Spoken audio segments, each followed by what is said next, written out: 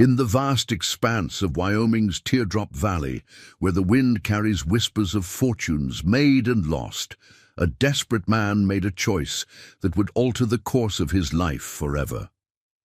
Jackson Reed, a hard-working cowboy with calloused hands and empty pockets, accepted a marriage proposal from Vivian Montgomery, the 71-year-old heiress to the legendary Silver Crest Ranch. Their union lasted exactly 9 days before Jackson uncovered a truth so profound it would shake the very foundation of everything he believed about wealth, love, and legacy. Before we jump back in, tell us where you're tuning in from, and if this story touches you, make sure you're subscribed because tomorrow I've saved something extra special for you. The summer of 1892 scorched the Wyoming Territory with merciless heat.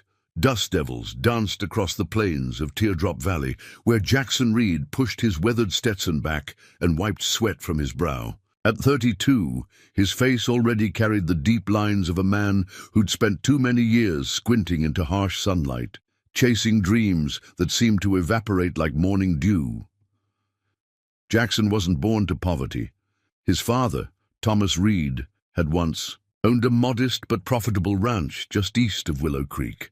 Those days felt like another lifetime now. Jackson could still remember the smell of his mother's apple pie cooling on the windowsill, the sound of his father's hearty laugh as they broke wild horses together in the corral behind their cabin. But drought had come first, followed by fever. By the time Jackson turned 25, he had buried both parents beneath twin crosses on a hillside overlooking what was once Reed family land. The bank had taken the rest. Every fence post, every blade of grass, every memory sold to cover. Debts his father had kept hidden. A man's only as good as his word, Thomas Reed used to say. So Jackson had spent 7 years working off his father's remaining debts, taking whatever jobs would pay, breaking horses too wild for other men to touch, driving cattle through territories where outlaws picked off stragglers, mending fences in weather that froze fingers stiff as kindling. Now he lived in a cramped room above Brewer's Saloon in the dusty town of Copperhead Springs, trading work for lodging and whatever meals the saloon owner's wife felt charitable enough to provide. His worldly possessions fit into a single saddlebag: 2 shirts, a spare pair of worn denim pants, his father's pocket watch that hadn't ticked in years, and a dog-eared copy of the Odyssey his schoolteacher mother had insisted he keep. Reading's gonna take you places your boots can't, she'd told him. Jackson couldn't help but think she'd be disappointed to see how far he hadn't gone. On this particular afternoon, Jackson had just finished a grueling week at the Tucker spread, helping with the roundup. The pay was decent, $3 a day, plus meals, but as he rode his aging mare Penny back toward town, he knew the money wouldn't last long. Winter was coming in a few months, and he had nothing saved. A lifetime of hard work had left him with nothing but scars, and a growing sense that some men were born to struggle, while others were born to thrive. Copperhead Springs wasn't much of a town, just a collection of weathered buildings huddled together, as if for protection against the vastness of the surrounding landscape. Main Street consisted of Brewer's Saloon, Miller's General Store, a small bank that was only open 2 days a week, Doc Wilson's medical office, and a church that doubled as a schoolhouse. The air smelled of dust, horse manure, and the occasional whiff of freshly baked bread from Mrs. Miller's kitchen behind the store. Jackson tied Penny to the hitching post outside Brewer's and patted her neck. "Sorry, old girl," he murmured. "I know you deserve better feed than what I can give you." The mare nickered softly, nudging his shoulder with her muzzle. He stepped into the saloon, the familiar smell of spilled whiskey and stale tobacco smoke washing over him. It was early yet, only a few patrons scattered at the tables. Tom Brewer stood behind the bar, polishing glasses with a cloth that had seen better days. "Reed," the saloon keeper nodded as Jackson approached. "How was the Tucker place?" "Same as always," Jackson replied, sliding onto a bar stool. "Old man Tucker works his hands hard, but pays fair. Brewer set a glass of whiskey in front of him. On the house? You look like you need it. Jackson raised an eyebrow. Tom Brewer wasn't known for his generosity. What's the occasion? Consider it a going-away present, Brewer said, lowering his voice. Sheriff was looking for you earlier, said there's some men coming from the bank in Cheyenne tomorrow. Something about your father's outstanding loans. Jackson's stomach tightened. He'd been paying those debts religiously for 7 years. That's impossible. I've got receipts for interest, Brewer cut in. Apparently there was some fine print about interest rates increasing after 5 years. Sheriff said they're talking about another $300. $300 might as well have been 3,000. Jackson downed the whiskey in one swallow, feeling it burn a path to his empty stomach. I'll figure something out, he said, though he couldn't imagine what. You could always try your luck at Silvercrest, Brewer suggested casually, refilling Jackson's glass. Word is, the old Montgomery woman needs men for the autumn roundup, pays double what Tucker does. Silvercrest Ranch. The name alone conjured images of sprawling pastures, gleaming white fences, and herds of prime cattle. It was the largest ranch in 3 counties, owned by Vivian Montgomery, widow of the legendary cattle baron Howard Montgomery. Stories about Silvercrest and its eccentric owner circulated through saloons and ranch houses across the territory. They say she doesn't hire drifters, Jackson said, and I'm about as drift as they come these days. Brewer leaned closer. They also say she's been getting on in years. Turned 71 this spring. No children to inherit all that land. Might be worth a try, is all I'm saying. Jackson considered it. Pride had kept him from seeking work at Silvercrest before, but pride wouldn't keep the bankmen at bay. Maybe I will, he said finally.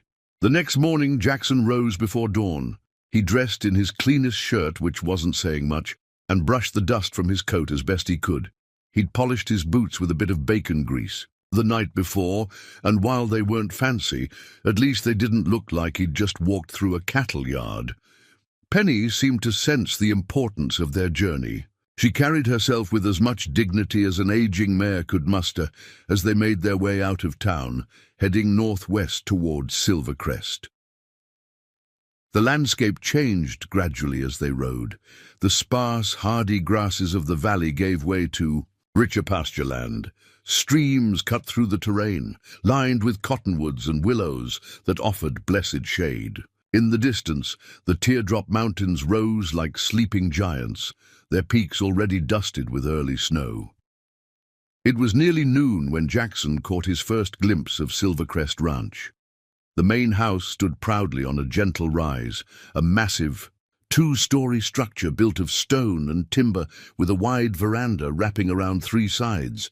Behind it sprawled barns, corrals, bunkhouses and other outbuildings, all painted the same pristine white with forest green trim. A wrought iron arch marked the entrance to the property. The name Silvercrest worked into the metal along with an intricate design of a stag's head. As Jackson rode beneath it, he felt a strange sensation, like he was passing from one world into another. A tall, broad-shouldered man with silver-streaked black hair stepped out from the largest barn as Jackson approached. He wore a foreman's clothes and carried himself with the confidence of someone used to giving orders. "Help you?" he called, his hand resting casually near the revolver at his hip. Jackson stopped Penny a respectful distance away. "Name's Jackson. Reed. I heard Mrs. Montgomery might be hiring for the roundup." The foreman studied him with shrewd blue eyes. "I'm Hank Sullivan, ranch foreman. We don't usually take on strangers this late in the season." "I understand," Jackson said, fighting to keep the desperation from his voice. "But I've worked cattle all my life. My father was Thomas Reed of the Willow Creek Spread." Something flickered in Sullivan's eyes, recognition perhaps. "Thomas Reed's boy. I knew your father. Good man with horses." "Yes, sir. He taught me everything I know." Sullivan seemed to consider this for a moment. "Wait here," he said finally. "I'll see if Mrs. Montgomery will speak with you." As the foreman strode toward the main house, Jackson remained mounted, taking in the sights around him. Silvercrest was even more impressive up close. The corrals held some of the finest horses he'd ever seen, quarter horses with powerful haunches and elegant heads, clearly bred for both work and beauty. In the nearest pasture, a herd of Hereford cattle grazed on lush grass, their coats gleaming with health. Everything about Silvercrest spoke of wealth, carefully tended. This wasn't money that had arrived overnight. This was generations of planning, breeding, and building. The Montgomery name had been synonymous with ranching excellence for decades. Sullivan emerged from the house after about 15 minutes. "Mrs. Montgomery will see you," he said, gesturing toward a hitching post near the front steps. "Tie your mare there and follow me." Jackson dismounted, his heart pounding unexpectedly. He'd never been inside a house this grand before. Taking off his hat, he smoothed his hair with his palm and followed Sullivan up the steps and through the imposing front door. The interior of Silvercrest was cool and dim after the brightness outside. Jackson blinked, taking in the polished wooden floors, the ornate staircase that curved up to the second floor, the paintings in gilt frames that adorned the walls. Sullivan led him through to what appeared to be a study, a room lined with bookshelves and dominated by a massive oak desk. Behind the desk sat Vivian Montgomery. Whatever Jackson had expected, it wasn't the woman before him. She was tall and straight-backed in her chair, her silver hair swept up in an elegant knot at the nape of her neck. Her face was lined with age, but her eyes, a startling shade of green, were sharp and clear. She wore a high-necked dress of deep burgundy, a cameo brooch at her throat. Despite her advanced years, there was nothing frail about Vivian Montgomery. She radiated authority and intelligence. Preparing and narrating this story took us a lot of time, so if you are enjoying it, subscribe to our channel. It means a lot to us. Now back to the story. "Mr. Reed," she said, her voice surprisingly strong. "Hank tells me you're Thomas Reed's son." Jackson nodded, clutching his hat in his hands. "Yes, ma'am. I knew your father slightly. He sold me 2 fine breeding mares some years ago." She gestured to a chair across from her desk. "Please sit." Jackson perched on the edge of the chair, feeling utterly out of place amid such refinement. "Tell me, Mr. Reed, why do you seek employment at Silvercrest?" Her gaze was direct, assessing. Jackson had planned to lie, to present himself as simply a capable hand looking for work. But something about those piercing green eyes made him reconsider. "Truth is, Mrs. Montgomery, I'm in a difficult position. The bank's coming after me for debts my father left behind. I've been paying them for years, but they've changed the terms. I need steady work that pays well, or I'll lose what little I have left." Vivian Montgomery studied him with unnerving intensity. "Honesty," she said finally. "Refreshing in my experience." She tapped her fingers on the desk's polished surface.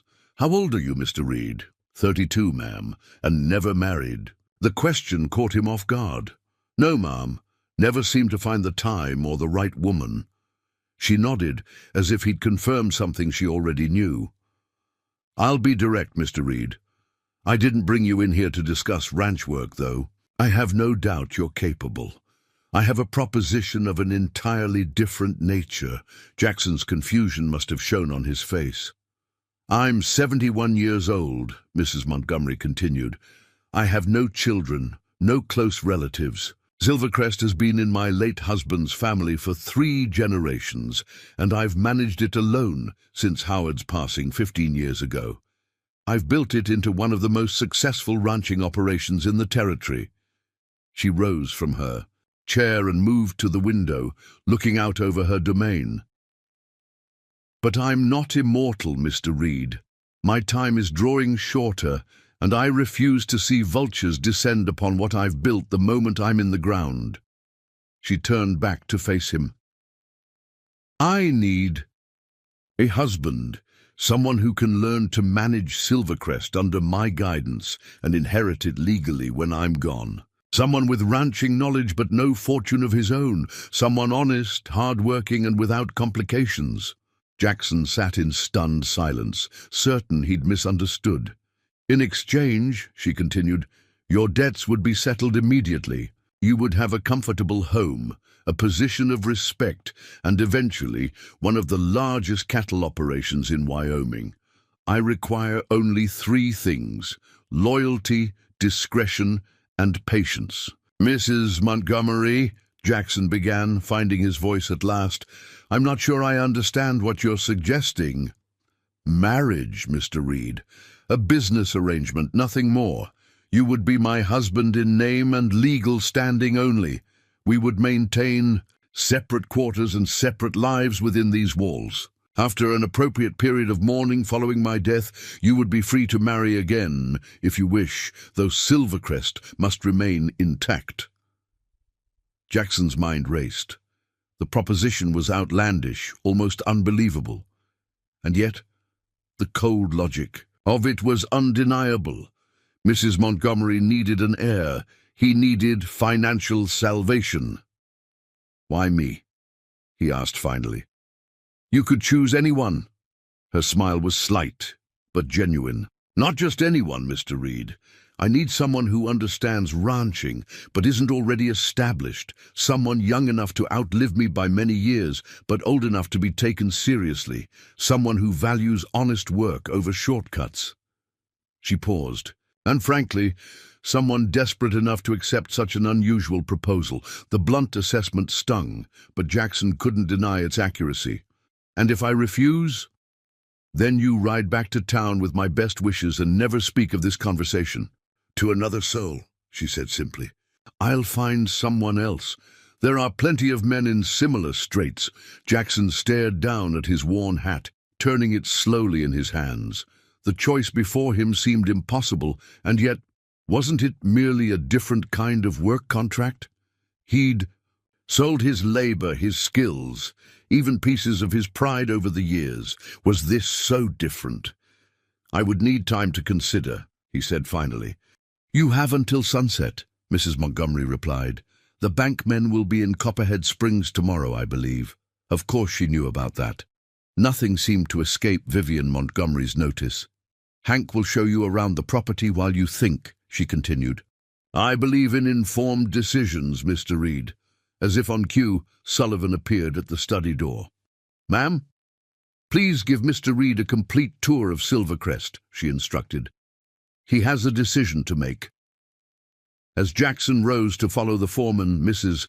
Montgomery added, One more thing, Mr. Reed. If you accept my proposal, we will be married by Judge Thornton tomorrow morning. I don't believe in prolonged engagements. The next few hours passed in a blur as Hank Sullivan showed Jackson the vast operation that was Silvercrest Ranch. They toured the horse-breeding program where Morgan and quarter-horse bloodlines were, carefully combined to produce animals known for their intelligence and stamina. They visited the cattle operations, where Hereford and Angus breeds grazed on thousands of acres of prime grassland. Sullivan explained the irrigation systems Howard Montgomery had designed decades ago, the crop rotation that kept the soil fertile, the precise breeding records that ensured each generation of livestock improved upon the last. Silvercrest employed 25 full-time hands, with additional workers brought in seasonally for roundups and harvests. Through it all, Jackson's mind churned with Mrs. Montgomery's proposal. Could he do it? Could he enter into a marriage of convenience with a woman more than twice his age? Would he be seen as nothing more than an opportunist, a fortune hunter? And yet, what was the alternative? Return to Copperhead Springs to face the bankmen with empty pockets, lose Penny and his few remaining possessions, perhaps even face debtor's prison. As the sun began its descent toward the mountains, Sullivan brought him back to the main house. She's a remarkable woman, the foreman said as they stood on the porch. Smartest person I've ever known. Built Silvercrest into what it is today. When most thought she'd sell after Mr. Montgomery died, Jackson nodded, still overwhelmed by all he'd seen. Can I ask you something, Mr. Sullivan? Hank, the foreman corrected. And yes. Why doesn't she just leave Silvercrest to you? You clearly know the operation inside and out. Sullivan's weathered face creased in a small smile. She offered, about 5 years back. I declined. I'm good at what I do, but I don't want the burden of ownership. Besides, he added, his voice softening, I've got a sister in Denver who's been after me to retire and help with her boarding house. Few more years, I'll probably do just that. They stood in silence for a moment. She's dying, isn't she? Jackson asked suddenly, the realization dawning on him. That's why the urgency. Sullivan looked at him sharply. That's her business to tell, not mine. He nodded toward the door. She's waiting for your answer. Jackson found Mrs. Montgomery in the same study, though now she sat in a comfortable armchair near the fireplace rather than behind the imposing desk. A tea service had been laid out on a small table beside her. Well, Mr. Reed, she asked as he entered, have you reached a decision? Jackson took a deep breath. I have. I accept your proposal, Mrs. Montgomery. She nodded, as if she'd expected nothing less. Very good. Please sit. She gestured to the chair opposite hers. We have details to discuss. As Jackson settled into the chair, she poured tea into a delicate china cup and handed it to him. His rough hands felt clumsy holding such a fragile object. From this moment forward, you will address me as Vivian, she said. You will be my husband, after all. Yes, Vivian, he said, the name feeling strange on his tongue. Judge Thornton will arrive at 9 tomorrow morning. The ceremony will be brief and private, just ourselves, Hank and my housekeeper, Mrs. Perkins, as witnesses. After the ceremony, you will accompany me to the bank in Cheyenne, where your debts will be settled in full. She sipped her tea, her movements precise and elegant. You will have the West Wing bedroom suite. Your personal belongings will be moved. There tomorrow while we're in town. You will be fitted for appropriate clothing next week when the tailor visits from Cheyenne. The businesslike manner in which she outlined their arrangement was almost a relief to Jackson. This was indeed a contract, nothing more. You will gradually assume more responsibility for ranch operations, she continued. Hank will guide you. Within a year, I expect you to understand every aspect of Silvercrest. She fixed him with those penetrating green eyes. Do you have any questions? Jackson had 1,000 questions, but one seemed most pressing. What do I tell people about us, I mean? The truth, more or less, Vivian replied calmly. That we met, found common ground in our love of ranching, and decided that marriage would benefit us both. People will gossip regardless of what we say. Let them. She set down her teacup with a soft clink. Now, is there anyone you need to inform of your decision? Anyone who might be disappointed by your sudden marriage? Jackson thought of his sparse room above Brewer's saloon, of Penny tied up outside. No, he said quietly. There's no one. A clean slate, then, Vivian said with a nod. That's for the best. As the sun disappeared behind the mountains, casting long shadows across Silvercrest, Jackson Reed found himself engaged to a woman he'd met just hours before. Tomorrow he would become husband to Vivian Montgomery, master of Silvercrest Ranch in name, if not in fact, and heir to a legacy he'd done nothing to earn.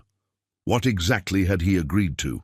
And what secrets lay hidden behind those sharp green eyes that had sized him up and found him suitable for such a strange bargain? Dawn broke over Silvercrest Ranch with streaks of pink and gold painting the sky. Jackson Reed stood at the window of his temporary guest room, watching ranch hands move about their morning duties with practiced efficiency. In a few hours, he would no longer be a visitor, but the legal husband of the most powerful woman in Teardrop Valley. Sleep had eluded him most of the night. The feather mattress, finer than anything he'd ever rested on, had felt alien beneath his back. The quiet of the grand house, broken only by the occasional creak of settling timber, had been somehow more disturbing than the raucous noise of Brewer's saloon that he'd grown accustomed to. A knock at the door drew his attention. "Mr. Reed, breakfast is served in the small dining room," called a woman's voice he didn't recognize. "Thank you. I'll be right down," he replied, turning to the basin of fresh water that had been provided. He washed his face and hands, then dressed in the same clothes he'd worn yesterday, the best he owned, pitifully inadequate in these surroundings. The small dining room proved to be larger than most saloons Jackson had frequented. Windows along, one wall overlooked a carefully tended garden, while a sideboard against the opposite wall held silver serving dishes under polished covers. Vivian Montgomery sat at the head of an oak table that could comfortably seat 12, though only 2. Places were set. "Good morning, Mr. Reed," she said, gesturing to the chair at her right. "I trust you slept well." "Well enough, thank you," Jackson lied, settling into the indicated seat. "And please, if I'm to call you Vivian, you should call me Jackson." A slight smile touched her lips. "Very well, Jackson, help yourself to breakfast. Mrs. Perkins makes excellent biscuits." A plump, grey-haired woman in a starched apron appeared silently at his elbow, pouring steaming coffee into his cup before retreating to the kitchen. Jackson served himself from the platters on the table: fluffy, scrambled eggs, crisp bacon, biscuits still warm from the oven, aware of Vivian's appraising gaze. "Judge Thornton will arrive at 9, she said, delicately cutting into a piece of melon. "After the ceremony, we'll depart immediately for Cheyenne. The bank opens at 11, which should give us ample time." "About that," Jackson said, setting down his fork. "I'd like to understand more about what happens after today. What exactly will my role be here?" Vivian took a sip of tea before answering. "Initially, you'll shadow Hank to learn the operations. You'll have access to the ranch. Accounts, though any expenditure over $50 will require my approval for the first year." She paused. "You'll be introduced to our business associates as my husband and future manager of Silvercrest. Some will be skeptical, others openly hostile. You would do well to remember that their opinions matter far less than your actions." Jackson nodded slowly. "And us? How do we conduct ourselves?" "With dignity and mutual respect," she replied simply. "We will dine together most evenings. You will accompany me to necessary social functions. Beyond that, your time is your own, provided your responsibilities to Silvercrest are met." Before Jackson could ask more questions, hoofbeats sounded outside, and Mrs. Perkins appeared at the doorway. "Judge Thornton has arrived, ma'am." "Earlier than expected," Vivian remarked, rising from the table. "Very well. Show him to the library, please. We'll join him shortly." She turned to Jackson. "Finish your breakfast. There's no need to rush." "But—" Jackson's appetite had vanished. He pushed his plate away and stood. "I'm ready now." Judge Ezekiel Thornton proved to be a tall, gaunt man with bushy white eyebrows and spectacles that magnified his pale blue eyes. He greeted Vivian with familiar warmth, but studied Jackson with undisguised curiosity. "So this is the young man," he said, his voice surprisingly deep. "Sullivan told me you'd found someone, Vivian, but I confess I'm surprised at the speed of this arrangement." "Time waits for no one, Ezekiel," Vivian replied evenly. "You have the papers?" "All in order," the judge confirmed, patting his leather satchel. "Though I do feel obliged to ask if you're certain about this course of action." "Quite certain," she said. "Shall we proceed?" The ceremony was brief and businesslike, conducted in the library with Hank Sullivan and Mrs. Perkins as witnesses. Jackson repeated the vows mechanically, feeling as though he were watching someone else slip a simple gold band onto Vivian Montgomery's slender finger. When it came time for his ring, she produced a heavy gold signet bearing the same stag's head emblem that adorned the ranch's entrance arch. "This was Howard's," she explained, sliding it onto Jackson's left hand. A symbol of Silvercrest's legacy, the ring felt impossibly heavy. "By the authority vested in me by the territory of Wyoming, I now pronounce you husband and wife," Judge Thornton concluded, closing his Bible with a snap. "May God bless this union." There was no kiss, no embrace, just a firm handshake and the signing of marriage documents in triplicate.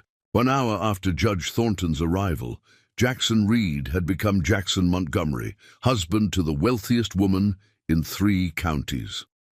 As Vivian conversed quietly with the judge in the hallway, Hank approached Jackson. "Congratulations," he said, his tone impossible to read. "I hope you know what you've gotten yourself into." "I'm not sure anyone could," Jackson replied honestly. Mrs. Perkins appeared with Vivian's traveling cloak and a packed lunch for the journey to Cheyenne. Within minutes, Jackson found himself seated beside his new wife in an elegant black carriage drawn by 4 matched bays, the finest horses he'd ever seen up close. "What about Penny?" he asked suddenly as they pulled away from the house. "My mare. She's been moved to the stables and will receive proper care," Vivian assured him. "I've instructed the stablemaster to evaluate her condition. If she's sound, she'll join the Ranch Remuda. If not, she'll have a comfortable retirement." The consideration surprised him. "Thank you." The journey to Cheyenne took most of the morning, the miles passing in relative silence. Vivian seemed lost, in thought, occasionally making note of something in a small leather-bound journal she carried. Jackson watched the landscape roll by, trying to absorb the incredible turn his fortunes had taken in just 24 hours. Cheyenne was the largest city Jackson had ever visited, bustling with activity as the territorial capital. The carriage delivered them directly to the First Bank of Wyoming, an imposing stone structure on the main thoroughfare. Inside, they were immediately ushered into a private office where a portly banker named Hargrove awaited them. "Mrs. Montgomery." "What a pleasure," the banker refused, then caught himself. "Or should I say Mrs. and Mr. Montgomery now? News travels fast. Congratulations on your nuptials." "Thank you, Mr. Hargrove," Vivian replied coolly. "We have business to discuss regarding my husband's former debts." For the next hour, Jackson sat in mute astonishment as Vivian systematically dismantled the financial noose that had been tightening around his neck for years. She produced documentation showing predatory interest practices, questioned every charge, and ultimately negotiated a settlement of less than half what Jackson had been told he owed. "The remaining balance will be paid in full today," she concluded, signing a bank draft with a flourish. "And I'll expect a complete release of all claims against Mr. Montgomery's former property by the close of business tomorrow." Of course, Mrs. Montgomery," Hargrove stammered, clearly intimidated. "I'll have the documents prepared immediately." As they left the bank, Jackson turned to Vivian. "That was impressive. They were asking for $300. You paid less than $150. "They were robbing you," she said matter-of-factly. "Banking institutions count on desperation and ignorance to maximize their profits. Neither is a factor when dealing with me." Their next stop was Weatherby's Fine Clothiers, where Jackson was measured for 3 suits, a formal dinner jacket, riding clothes, and various other garments he could scarcely imagine needing. Vivian selected fabrics and styles with the same efficiency she'd shown at the bank, consulting Jackson only occasionally about his preferences. "The tailor will deliver everything to Silvercrest next week," she explained as they left the shop. "For now, we'll purchase ready-made essentials." By late afternoon, Jackson had acquired more clothing than he'd owned in his entire life, along with a new saddle, boots, and even a pocket watch to replace his father's broken timepiece. Throughout the shopping expedition, Vivian maintained a brisk, practical demeanor, treating the whole process like outfitting a new ranch hand rather than a husband. Their final stop was the territorial courthouse, where Judge Thornton had filed their marriage certificate and where, Jackson discovered, Vivian had other business to conduct. "I've updated my will," she informed him as they sat in yet another private office, this one belonging to a rail-thin lawyer named Pritchard. "You should understand the terms." Pritchard adjusted his spectacles and cleared his throat. "The document is quite straightforward. Upon Mrs. Montgomery's death, Mr. Montgomery inherited Silvercrest Ranch in its entirety, including all livestock, equipment and cash reserves specifically associated with ranch operations." Jackson nodded, still uncomfortable with the topic. "Mrs. Montgomery's personal assets, including jewelry, artworks, investments and cash holdings not directly tied to Silvercrest, will be divided as follows. 30% to Mr. Montgomery, 30% to establish an educational foundation for children in Teardrop Valley, 20% to the Wyoming Cattlemen's Association, and the remaining 20% distributed among various named individuals who have served the ranch faithfully. I've provided for the staff," Vivian explained. "Those who have been loyal deserve security." The lawyer continued, "There is one significant condition attached to Mr. Montgomery's inheritance. Silvercrest Ranch must remain intact. No portions may be sold or subdivided for a minimum of 20 years following Mrs. Montgomery's death." "I understand," Jackson said quietly. "There is also a clause regarding the event of divorce," Pritchard added, glancing up. "Should the marriage be dissolved for any reason prior to Mrs. Montgomery's death, Mr. Montgomery would receive a settlement of $5,000, but no claim on Silvercrest or any other assets." The sum was generous, more money than Jackson had ever imagined possessing, but a fraction of Silvercrest's true worth. The message was clear. This arrangement was meant to be permanent. "Are the terms acceptable to you, Mr. Montgomery?" Pritchard asked. Jackson met Vivian's steady gaze. "They are." As their carriage traveled back to Silvercrest in the gathering dusk, Jackson finally asked the question that had been burning in his mind all day. "Why me, Vivian?" Truly, there must have been dozens of men who would have jumped at this opportunity. Men with more knowledge, better backgrounds. Vivian was silent for so long he thought she might not answer. When she finally spoke, her voice was softer than he'd heard it before. "I've spent my life surrounded by men who wanted things from me. First, my father's associates, who saw only his money when they looked at me. Then Howard's friends, who measured my worth by the acres I brought to our marriage. After Howard died, there were countless suitors, widowers, bachelors, even a few whose wives were barely cold in their graves, all eyeing Silvercrest like vultures."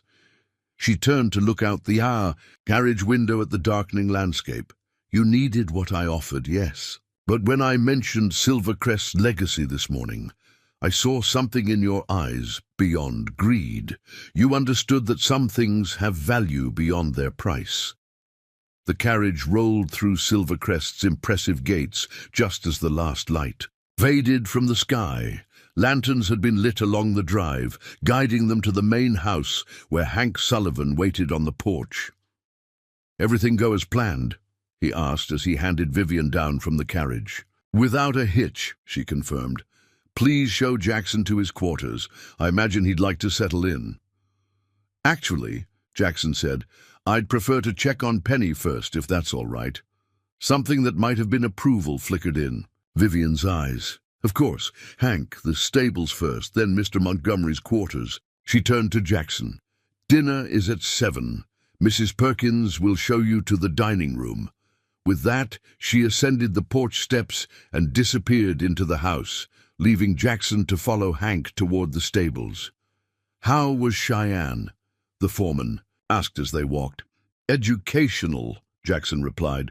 "I'm beginning to understand why Mrs. Montgomery, Vivian, needs someone she can trust to take over eventually. There's so much more to Silvercrest than I realized." Hank nodded. "Most folks just see the land and the cattle. They don't see the business behind it all. Vivian's got investments all over the territory, mining interests, railroad shares, even part ownership in that new hotel they're building. In Cheyenne." He glanced sideways at Jackson. "Howard was a good rancher, but Vivian's the one who turned Silvercrest into an empire." The stablemaster, a weathered old cowboy named Emmett, had indeed taken good care of Penny. The mare had been brushed until her coat shone, her hooves cleaned and oiled, and she stood contentedly in a spacious stall with fresh hay and water. "She's a bit long in the tooth, but sound enough," Emmett reported. "Good disposition. Figure she's earned some easier days." Jackson stroked Penny's muzzle, feeling a wave of relief that at least his faithful companion would share in his change of fortune. From the stables, Hank led him to the main house and up a grand staircase to the west wing. "These are your rooms," he said, swinging open a polished door. Jackson stepped inside and froze in amazement. The suite consisted of a sitting room with comfortable leather furniture and bookshelves lining one wall, a bedroom with a massive four-poster bed, and a private bathroom with indoor plumbing, a luxury he'd encountered only in the finest hotels. His few possessions had been unpacked and arranged neatly, his spare clothes in the massive wardrobe, his dog-eared copy of The Odyssey placed prominently on the bedside table. Someone had even located his father's old shaving kit and positioned it on the bathroom vanity. "Dinner's in an hour," Hank reminded him. "Mrs. Perkins laid out some clothes for you on the bed. Vivian expects everyone at the table to be properly dressed." Left alone, Jackson sat heavily on the edge of the bed, running his hand over the fine linen suit that had been provided.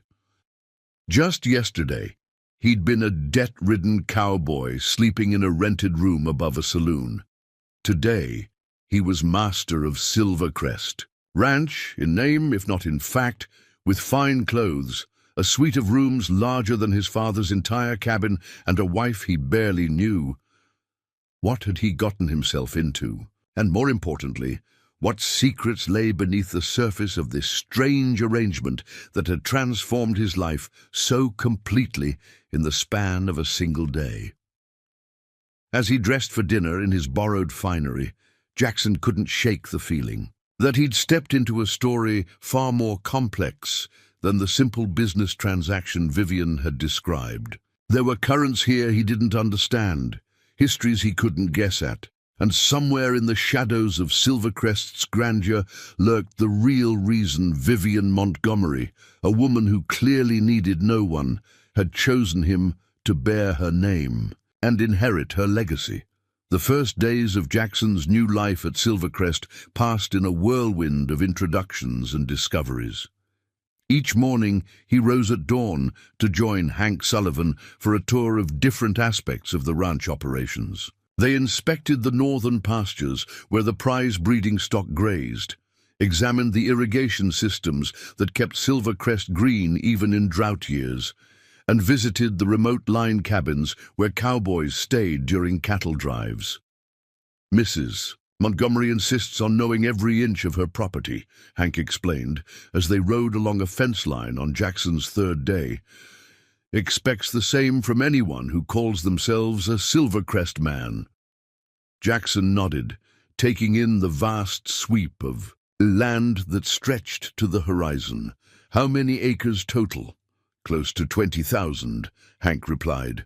"Original homestead was just 600 acres when Howard's grandfather settled here. Old Howard added another 5,000 during his time. Vivian's responsible for the rest." The information surprised Jackson. "She nearly tripled the size." Hard to imagine, ain't it? Most women would have sold after being widowed, especially with no children to pass it to. But Vivian, Hank shook his head admiringly. She's got vision, sees opportunities where others see only risk. Each evening, Jackson dined with Vivian in the formal dining room, dressed in the finest clothes he'd ever worn.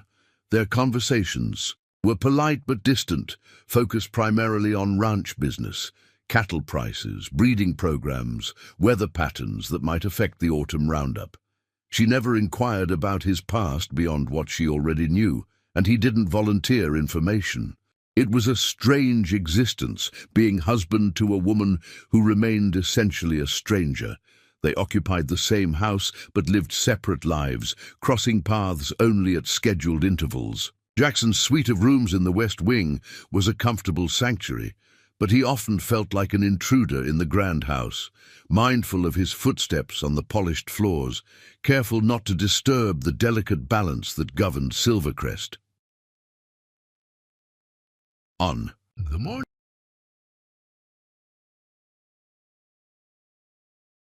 In the hallway outside Vivian's private study, housekeeper carried the silver tray bearing a teapot and several small bottles.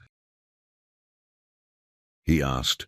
Noting the medicine bottles, Mrs. Perkins regarded him with a measured gaze. "The mistress has her difficult days," she replied carefully. "Nothing to concern yourself with." But Jackson found himself concerned nonetheless. At dinner, that evening, he noticed the slight pallor beneath Vivian's composed expression, the careful way she held herself, as if any sudden movement might cause pain. "Is there anything I can do for you?" he asked, as Mrs. Perkins served the main course. Vivian looked up, surprise flickering briefly in her green eyes. "Do it for me? You seem unwell," Jackson said. "I thought perhaps—" "I'm perfectly fine," she interrupted, her tone closing the subject firmly. "Now, about the timber contract for the new bunkhouse." The conversation shifted back to ranch. A business, but Jackson couldn't shake the feeling that something significant had been hidden from him. That night, he lay awake in his luxurious bed, piecing together fragments of observation. The medicine bottles, Vivian's occasional wince when she thought no one was looking, the hushed conversations between Mrs. Perkins and Hank that ceased whenever he approached. On the 5th day, Jackson rode with Hank to the eastern boundary of Silvercrest, where a clear stream marked the division between Montgomery land and the neighboring Triple C Ranch.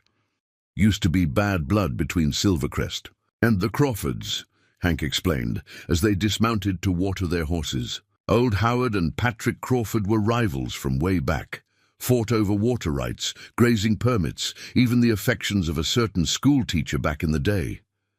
Jackson raised an eyebrow. "Vivian? Nah, this was before her time. Howard married Vivian when he was already in his 40s. She was from back east, Philadelphia, I think. Family had money but lost it all in some banking scandal. Howard met her on a business trip, brought her back as his bride." Hank chuckled softly. "Town gossips had a field day with that one.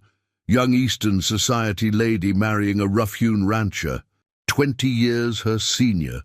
Jackson absorbed this new information about his wife's past. What happened with the Crawfords?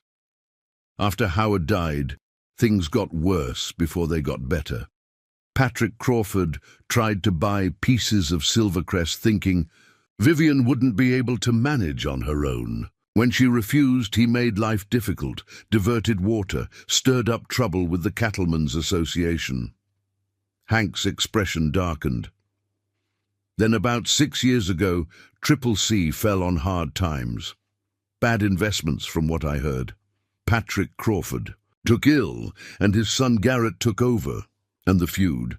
Vivian worked out a deal with Garrett, helped him restructure the Triple C's debts in exchange for water rights and a promise to stop the strong-arm tactics. Hank shrugged. "They've been cordial since, though I wouldn't call them friends. They were preparing to mount up when hoofbeats sounded from the direction of the Triple C. 2 riders approached, a tall man with broad shoulders and a thick mustache, accompanied by a younger cowboy. "Speak of the devil," Hank muttered. "That's Garrett Crawford himself." Crawford reined his horse to a stop a few yards away, studying Jackson with open curiosity. "Sullivan," he nodded to Hank, then turned his attention to Jackson. "You must be the new husband I've been hearing about. Crawford, Garrett Crawford, Jackson." "Montgomery," Jackson replied, noting the slight narrowing of Crawford's eyes at his use of Vivian's surname. "Heard you were a drifter before lucking into the Montgomery fortune," Crawford said, his tone just shy of insulting. "Must be quite the change of circumstances." Before Jackson could respond, Hank stepped forward. "Something we can help you with, Crawford?" Crawford's gaze lingered on Jackson a moment longer before shifting to Hank. Just checking the boundary line. Had some cattle stray across last week. My boys rounded them up, but I wanted to make sure the fence was secure. Appreciate the concern, Hank said dryly. We'll take it from here. Crawford touched the brim of his hat. Give my regards to Mrs. Montgomery. Tell her I hope she's feeling stronger. With that ambiguous comment, he turned his horse and rode away, his companion following silently. What did he mean about Vivian feeling stronger? Jackson asked as they watched the riders disappear into the distance. Hank's expression was unreadable. Not my place to say. You should ask her yourself if you want to know. That evening, Jackson found himself alone for dinner. Mrs. Perkins informed him that Vivian was resting and had taken a tray in her room. After an unsatisfying meal, he retreated to the library, drawn to the room's peaceful atmosphere and the comfort of books that had been his mother's legacy. He had just settled into a leather armchair with a volume on cattle breeding when the door opened and Vivian entered. She wore a simple navy dress rather than her usual formal attire, and her silver hair hung loose around her shoulders rather than styled in its customary elegant knot. The effect was startling. She appeared both younger and more vulnerable. I apologize for missing dinner, she said, moving to the fireplace where embers still glowed. Some days are more taxing than others. Jackson set aside his book. I met Garrett Crawford today. Vivian's back stiffened slightly. Did you? And what? Did Mr. Crawford have to say for himself? Not much. But he mentioned hoping you were feeling stronger. Jackson hesitated, then pressed on. Vivian, are you ill?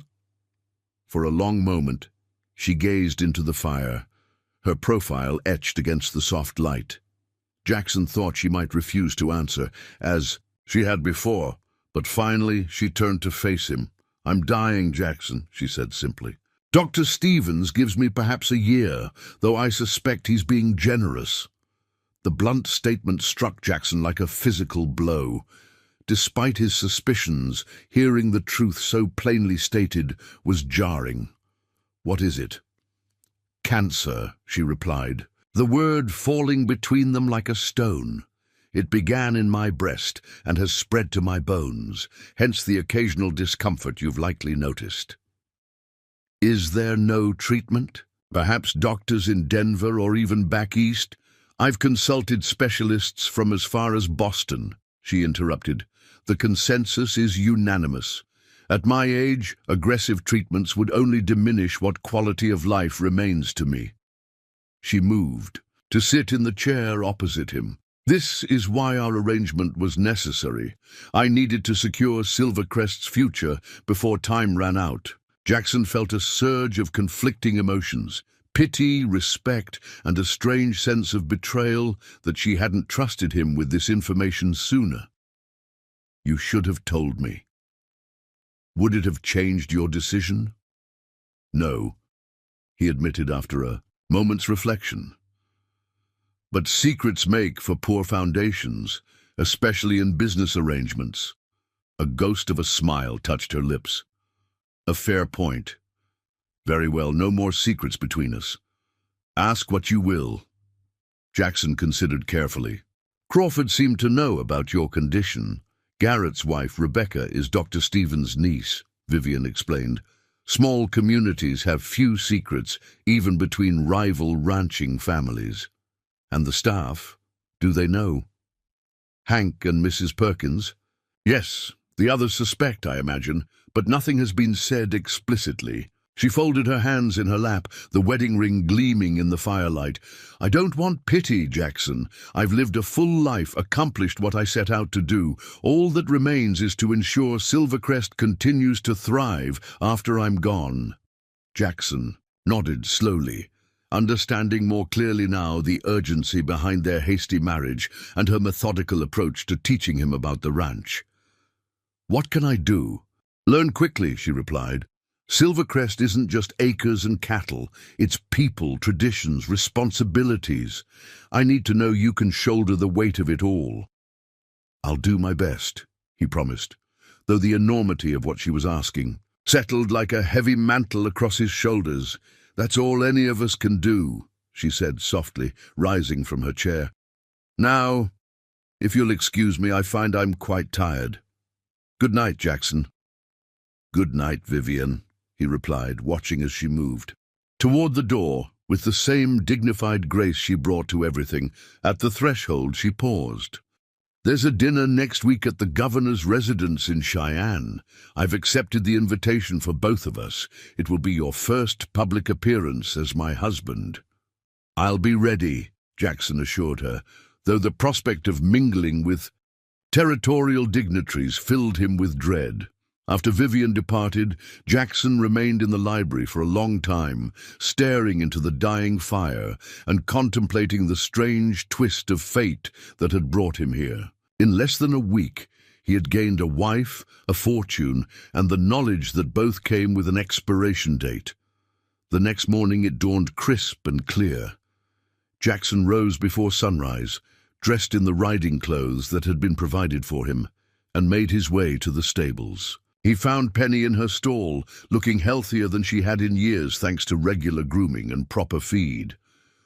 "Morning, old girl," he murmured, stroking her nose. "How about a ride for old time's sake?"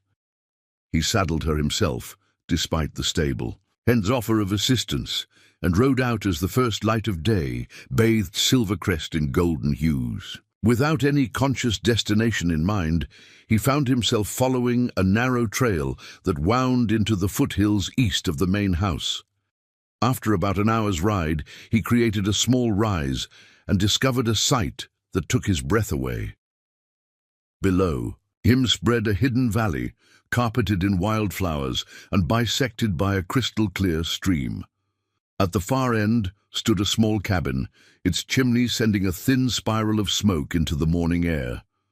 Curious, Jackson rode down into the valley. As he approached the cabin, the door opened, and an elderly man emerged, leaning on a walking stick. He wore a faded blue shirt and suspenders, his white hair wild around a deeply tanned face. "You must be the new husband," the old man called out, his voice surprisingly strong. "Wondered when you'd find your way up here." Jackson dismounted, tying Penny to a hitching post near the cabin. "I'm Jackson Montgomery, and you are?" "Samuel Taylor," the old man replied. "Been the caretaker of this valley for 30 years. Vivian never mentioned me, I reckon?" "No, she didn't," Jackson admitted. Samuel chuckled. "Figured as much. She keeps her cards close, so does our Vivian." He gestured toward the cabin door. "Come in for coffee? Looks like you and I have some talking to do." Jackson hesitated briefly, then nodded. Something told him that this unexpected encounter might provide insights into Silvercrest and his new wife that couldn't be found anywhere else. As he followed Samuel into the cabin, Jackson couldn't shake the feeling that he stood on the threshold of discoveries that would forever change his understanding of the bargain he had struck with Vivian Montgomery and the true nature of the legacy he had agreed to preserve. Samuel Taylor's cabin was a single room with a stone fireplace, a narrow bed in one corner, and a rough-hewn table with 2 chairs. Despite its simplicity, the space felt welcoming. Dried herbs hung from the rafters, filling the air with earthy fragrance, and shelves lined the walls crowded with books, carved wooden figures, and various curiosities Jackson couldn't identify. "Sit," Samuel instructed, gesturing to one of the chairs as he moved to the fireplace where a coffee pot simmered on the edge of the hearth. "Been a long time since I had company up here." Jackson settled into the chair, watching as the old man poured steaming coffee into 2 tin cups. "Does Vivian visit?" "Not so much lately," Samuel replied, handing Jackson a cup. "Her health don't permit the ride anymore. Used to come every few weeks, though, ever since she first arrived at Silvercrest." "You've known her that long?" Samuel nodded, easing himself into the opposite chair with a soft grunt. "I was Howard Montgomery's right-hand man back then. Foreman before Sullivan." Watch the day he brought his Eastern bride home, this slip of a girl, with fire in her eyes and steel in her spine. He smiled at the memory. Townfolk thought she'd wither out here in the wilderness. Shows what they knew. "Why are you living up here instead of at the main house?" Jackson asked, sipping the strong, bitter coffee. "Choice, not banishment, if that's what you're thinking," Samuel said with a shrewd glance. "After Howard passed, I stayed on with Vivian for a few years. Then the rheumatism got so bad, I couldn't ride the range properly. Offered to retire, but Vivian suggested this arrangement instead. I keep an eye on this valley. It's a special place to her, and she makes sure I want for nothing." Jackson glanced around the cabin with new appreciation. "What's so special about this valley?" Samuel studied him over the rim of his coffee cup. "That's for Vivian to tell, not me. But I will say this. There's more to Silvercrest's history than most folks know, and more to your wife than meets the eye." "She's dying," Jackson said quietly. "I know." Samuel's weathered face softened with genuine sorrow. Terrible thing watching. A spirit like hers trapped in a failing body makes this old man angry at the unfairness of it all. He set his cup down with a decisive thump. "But she's making the best of the time she has left. Always been her way. Facing life head on. No matter what it throws at her." "Tell me about her and Howard," Jackson prompted. "What kind of marriage did they have?" Samuel leaned back in his chair, considering. "Complicated, like most things worth having. Wasn't a love match at first, more a business arrangement, truth be told. Her family needed money, he needed a wife who could bring some refinement to Silvercrest." A hint of a smile played at the corners of his mouth. "But something happened over the years, grew into a real partnership. Howard taught her ranching. She taught him there was more to life than cattle and ledger books. Were they happy? Most days I'd say yes. Howard could be a hard man, demanding, set in his ways. And Vivian never was one to bend just to keep peace. They had their battles." Samuel's eyes took on a faraway look, but they respected each other, and that's rarer than love in my experience. Jackson absorbed this, thinking of his own strange marriage, and wondering if respect might be the most he could hope for as well. "And they never had children?" A shadow crossed Samuel's face. "That's another story that's not mine to tell. Ask Vivian, if you're brave enough." He pushed himself to his feet. "Come on, want to show you something before you head back." Jackson followed the old man outside. Despite his age and the walking stick, Samuel moved with surprising agility as he led the way along a narrow path that followed the stream. They walked for about 10 minutes before reaching a small clearing where the ground rose slightly to form a grassy knoll. Atop it stood a single oak tree, its massive branches creating a canopy of dappled shade. "Howard's buried here," Samuel said simply, stopping at the foot of the knoll. "His choice, not in the town cemetery with the other Montgomerys. Just him and the valley he loved." Jackson climbed the gentle slope to examine the grave. A simple marble headstone marked the spot, engraved with Howard Montgomery's name, dates, and a single line. "The land endures." He wanted to be part of Silvercrest forever, Samuel explained from below. "Vivian visits when she can, though it's been months now." He hesitated, then added, "There's a spot next to him, waiting for her. She'll want to be buried here too when the time comes." The knowledge sat heavy in Jackson's chest as he descended the knoll. This hidden valley was more than just a pretty corner of Silvercrest. It was a sanctuary, a place of profound meaning to the woman he had married. Yet she had shared none of this with him. "Why are you telling me all this?" he asked as they walked back toward the cabin. Samuel gave him a sidelong glance. "Because Vivian won't, and you need to understand what you've gotten yourself into. Silvercrest isn't just land and cattle. It's generations of dreams, sacrifices, and secrets." He stopped, turning to face Jackson fully. "You seem like a decent man, but that's not enough. Vivian needs someone who'll honor what this place means, not just manage its assets." "I never asked for any of this," Jackson said defensively. But you accepted it, Samuel countered, and now you've got responsibilities that go beyond the legal papers you signed.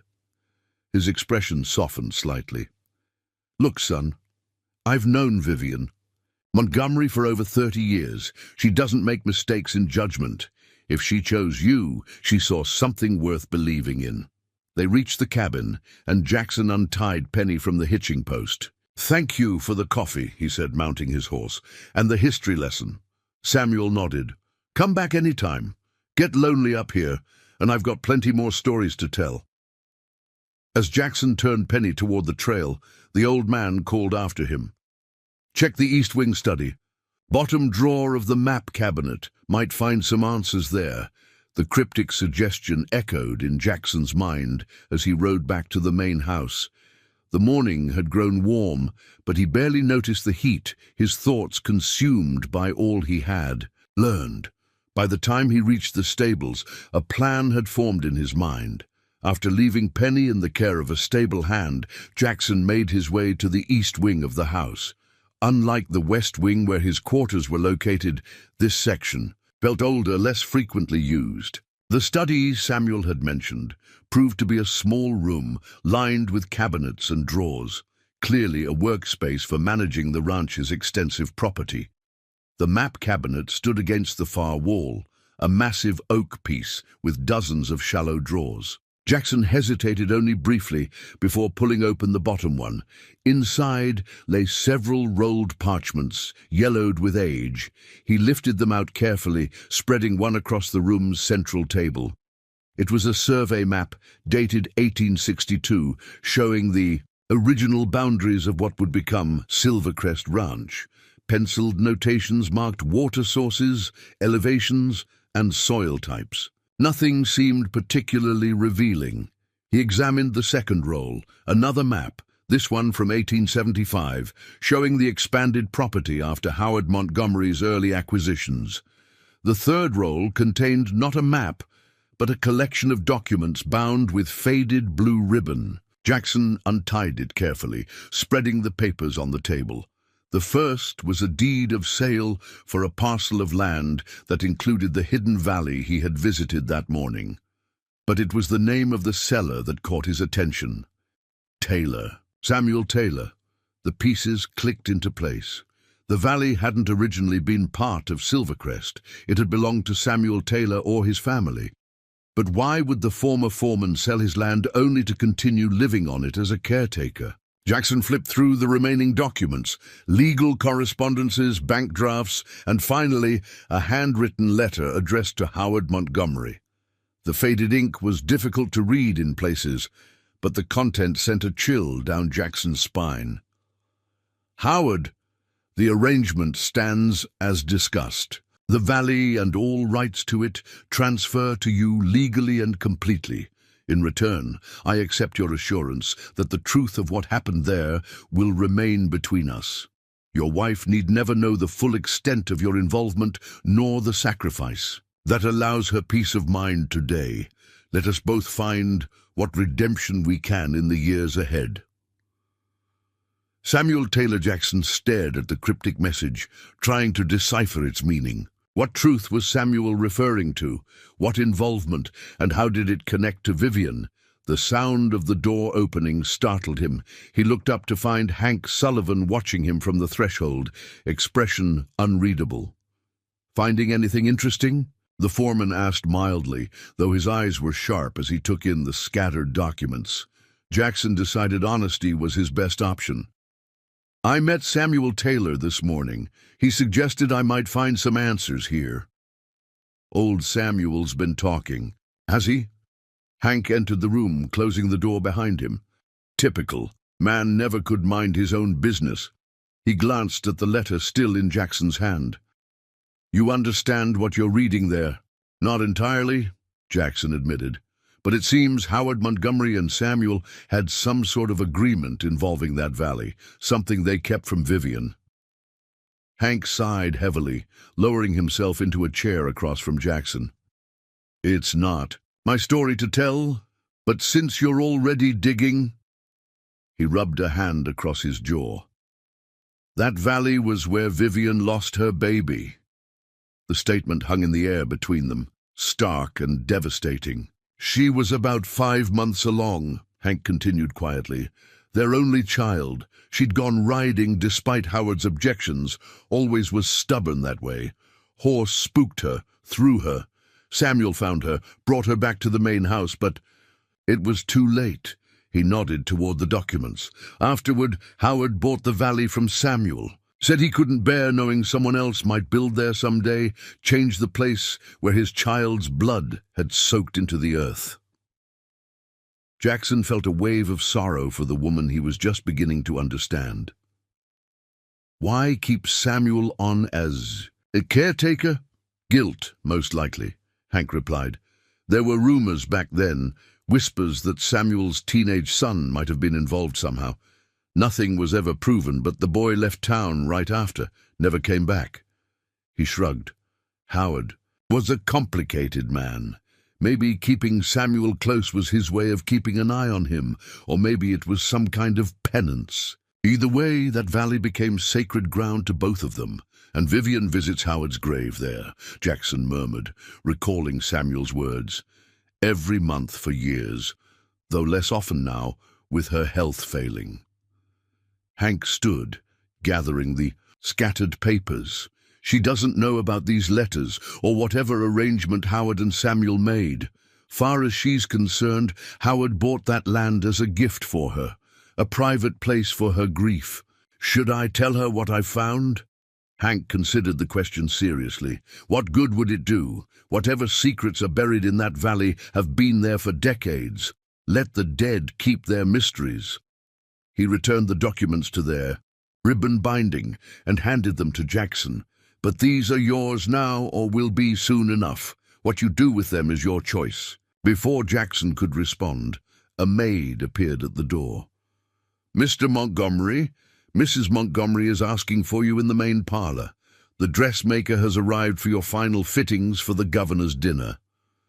The mundane reality of tailoring measurements created a jarring contrast to the weight of what Jackson had just discovered. He followed the maid through the house, the bound documents still in his hand. At the last moment he detoured to his quarters, carefully storing the papers in the locked drawer of his writing desk before continuing to the parlor. Vivian sat in a wing-back chair near the window, instructing a nervous young woman who was arranging fabric samples on a side table. She looked up as Jackson entered, her expression betraying nothing of the physical discomfort she must have been feeling. "Ah, there you are," she said. "Miss Collins has brought the completed dinner jacket for a final fitting. We haven't much time before the governor's event." Jackson allowed himself to be measured and adjusted, standing patiently as Miss Collins pinned and marked the fine black wool. Throughout the process, he watched Vivian from the corner of his eye, seeing her now through the lens of all he had learned. Not just an aging businesswoman making practical arrangements for her legacy, but a woman who had endured profound loss and carried secret sorrows beneath her composed exterior. "Is something amiss?" Vivian asked, catching his gaze. "No," Jackson replied. "Just thinking about how much there is to learn about Silvercrest." Something flickered in her eyes. Wariness, perhaps. "It takes a lifetime to truly know a place like this. We must make do with the time we have." The statement hung between them, layered with meanings neither acknowledged openly. When the fitting concluded and Miss Collins departed with promises to deliver the finished garments the next day, Vivian remained in her chair, studying Jackson with renewed interest. "You rode out early this morning," she observed. "Did you find the exploration valuable?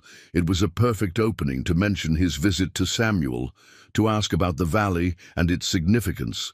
Instead, Jackson chose a different path." "I did. Silvercrest has many beautiful corners I've yet to discover." He hesitated, then added, "I hope you'll share your favorite places with me when you feel strong enough for such excursions." Surprise registered briefly on her face, followed by something that might have been appreciation. "Perhaps I will, when the weather cools." She rose from her chair with careful dignity. "Now, if you'll excuse me, I have correspondence to attend to before lunch." As she passed him, moving toward the door with measured steps, Jackson was struck by the resilience it must require to maintain such composure in the face of physical pain and approaching mortality. Without thinking, he reached out, gently touching her elbow in a gesture of support. Vivian paused, glancing down at his hand, then up at his face. For a moment, the careful mask slipped, revealing vulnerability and a question she didn't voice. "Thank you," Jackson said simply. "For everything. You're teaching me about Silvercrest." Something softened in her expression. "You're a quick study, Jackson Montgomery. Perhaps Howard was right after all." Before he could ask what she meant, Vivian continued on her way, leaving Jackson to wonder what other secrets Silvercrest Ranch held, and how many of them he would discover before his strange marriage reached its inevitable conclusion. The governor's residence in Cheyenne stood as a testament to territorial ambition, a 3-story mansion of red brick with white columns and expansive grounds where Wyoming's elite gathered to cement alliances and whisper deals behind crystal glasses of champagne. As their carriage joined the procession of vehicles approaching the illuminated entrance, Jackson tugged uncomfortably at his collar. "Stop fidgeting," Vivian murmured, her gloved hands folded serenely in her lap. "Remember, you're a Montgomery." Now, she looked regal in a gown of deep emerald silk that heightened the color of her eyes, her silver hair arranged in an elegant style adorned with a single emerald hairpin. Despite the pallor beneath her careful rouge, she projected an aura of authority that Jackson couldn't help but admire. "I've never attended anything like this," he admitted, as their carriage pulled to a stop at the entrance. "What if I use the wrong fork or say something inappropriate?" The corner of Vivian's mouth curved slightly. "Follow my lead with the cutlery. And as for conversation, speak little, listen much, and remember that a well-timed silence often serves better than hasty words." She turned to face him fully. "These people respect power and wealth, Jackson. Silvercrest has both. Stand tall and remember that you belong here as much as anyone." A footman opened the carriage door, and Jackson descended first, turning to offer Vivian his hand. As she stepped down, he noticed the momentary tightening of her features, a flash of pain quickly masked. On impulse, he tucked her hand securely into the crook of his arm, providing unobtrusive support as they ascended the steps to the entrance. "Thank you," she murmured, so quietly he almost missed it. The interior of the governor's residence dazzled with crystal chandeliers, polished marble, and the glitter of fine jewelry adorning Wyoming's most influential citizens. As they entered the main reception room, a hush fell over nearby conversations, heads turning to observe the infamous cattle baroness and her young husband. "Mrs. Montgomery." A portly man with impressive mutton-chop whiskers approached, hand extended. "Delighted you could join us tonight. And this must be your new husband we've heard so much about. Governor Barton." Vivian inclined her head graciously. "May I present my husband, Jackson Montgomery. Jackson, Governor Willis Barton." Jackson shook the offered hand firmly. "An honor, sir." The governor's gaze was assessing but not unfriendly. "Congratulations on your marriage. Mrs. Montgomery is one of our territory's greatest treasures, a true pioneer in the cattle industry." "I'm learning that daily," Jackson replied honestly. This seemed to please the governor, who laughed heartily. "I'm sure you are. Now, you must meet some of our other guests. The Attorney General is particularly eager to make your acquaintance, Vivian.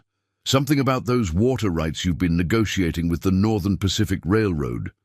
For the next hour, Jackson found himself swept through a series of introductions to bankers, judges, politicians, and fellow ranchers. He observed Vivian carefully, noting how she navigated the complex social waters with practiced ease, offering just Enough information in business discussions to demonstrate her expertise while revealing nothing that could disadvantage Silvercrest. "Jackson Montgomery," a familiar voice drawled behind him as he stood near the refreshment table. "Fancy seeing you in such elevated company." Jackson turned to find Garrett Crawford, immaculately dressed in formal attire, a crystal tumbler of whiskey in his hand. Beside him stood a slender woman with auburn hair and intelligent eyes.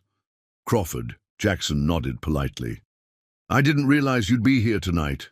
The Triple C may not match Silvercrest's grandeur, but we still warrant an invitation to the governor's soirees," Crawford replied with a thin smile. "Allow me to introduce my wife, Rebecca." Jackson bowed slightly. Mrs. Crawford, Rebecca Crawford, offered a warm smile that contrasted with her husband's cool demeanor. "A pleasure, Mr. Montgomery. How are you finding life at Silvercrest? It must be quite an adjustment." "Every day brings new discoveries," Jackson replied diplomatically. "I'm sure it does," Crawford interjected.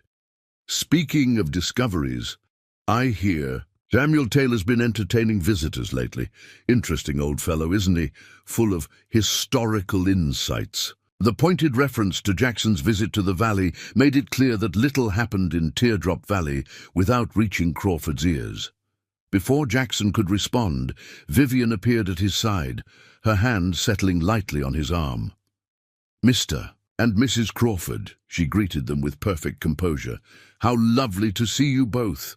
Rebecca, that shade of blue is most becoming." "Thank you, Mrs. Montgomery," Rebecca replied. "I was just welcoming your husband to our little social circle." "How kind," Vivian said, though her grip on Jackson's arm tightened fractionally. "If you'll excuse us, the governor is about to make his address, and we should find our seats." As they moved away, Jackson bent his head toward Vivian. "Crawford knows I visited Samuel yesterday. Does everyone in the territory monitor my movements?" "In a community this size, very little remains private for long," Vivian replied calmly. "And the Crawfords have always taken a particular interest in Silvercrest affairs." She guided them toward a table near the front of the room. "What did Samuel tell you?" The directness of the question caught Jackson off guard. "He shared some of Silvercrest's history and showed me Howard's grave." Vivian's steps faltered almost imperceptibly. "I see." After a moment of silence, she added, "Samuel has been with Silvercrest longer than anyone. His perspective has value." The careful choice of words suggested there was more she wasn't saying. But before Jackson could pursue the subject, they reached their table where several other guests awaited them. The conversation shifted to safer topics: cattle prices, weather predictions for the coming winter, and territorial politics. Throughout dinner, Jackson found himself repeatedly drawn to observing Vivian. She participated in the conversations, around them with appropriate grace, but he noticed the fine lines of strain around her mouth, deepening as the evening progressed. When she declined dessert, citing a headache, he recognized it as the diplomatic excuse it was. "Perhaps we should depart early," he suggested quietly. "The drive back to Silvercrest is long." Gratitude flickered briefly in her eyes. "That might be wise. Would you mind making our apologies to the governor while I collect my wrap?" By the time they settled into their carriage for the return journey, Vivian's composure had begun to fray at the edges. In the privacy of the closed compartment, she leaned back against the cushions, eyes closed, her breathing carefully controlled. "Should I ask the driver to stop at the doctor's in town?" Jackson asked, genuinely concerned by her pallor. "No," she replied without opening her eyes. "There's nothing more Dr. Stevens can do tonight. I simply need rest." They rode in silence. For several miles, the rhythmic sway of the carriage and the steady clop of hooves the only sounds. Outside, the vast Wyoming landscape lay bathed in moonlight, the distant mountains etched against the star-filled sky. "You conducted yourself well tonight," Vivian said finally, her voice soft in the darkness. Several people commented favorably. "On your demeanor. I'm glad I didn't embarrass you," Jackson replied, surprised by how much her approval pleased him. "Quite the contrary." She opened her eyes, studying him in the dim light filtering through the carriage windows. "You have a natural dignity that serves you well in such settings. With time and experience, you'll be more than capable of representing Silvercrest's interests." The praise warmed him unexpectedly. "Thank you. Though I still have much to learn." "Yes," she agreed, then hesitated. "Perhaps it's time I showed you the complete picture of what you've inherited." She shifted slightly, wincing at the movement. "Tomorrow, if my strength permits, I'll take you to my study. There are ledgers and documents you should see. Investments, beyond the ranch itself, that form the foundation of Silvercrest's financial security." Jackson recognized the significance of this offer. Until now, Vivian had shared only the most basic information about Silvercrest's operations, focusing on the practical aspects of ranching rather than the business empire she had built. "I'd appreciate that," he said simply. She nodded, then lapsed into silence again, her posture gradually relaxing as exhaustion overcame discomfort. By the time they reached Silvercrest's gates, Vivian had drifted into an uneasy sleep, her head tilted against the carriage wall. Jackson hesitated, then gently moved to sit beside her, offering his shoulder as a more comfortable support.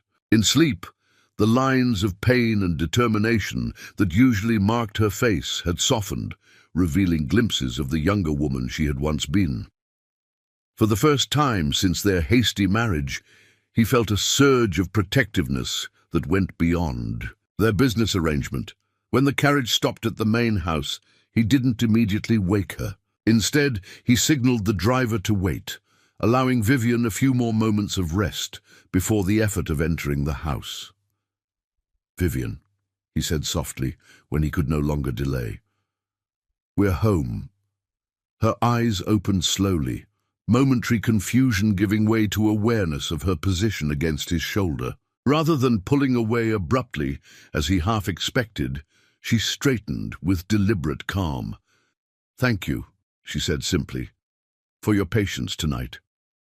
With Jackson's support, she managed the steps into the house with dignity intact, though he could feel the tremors of exhaustion in her arm. Mrs. Perkins awaited them in the entryway, her concerned gaze taking in Vivian's condition at a glance. "Your evening tea is prepared, ma'am," the housekeeper said, "and I've laid out your night things." "Thank you, Mrs. Perkins." Vivian turned to Jackson. "If you'll excuse me, I think I'll retire immediately. We can discuss those business matters in the morning." He bowed slightly. "Of course. Rest well, Vivian." As Mrs. Perkins helped Vivian up the stairs, Jackson made his way to the library, finding himself drawn to the quiet sanctuary of books. The events of the evening had left him restless, his mind turning over all he had learned in the past week.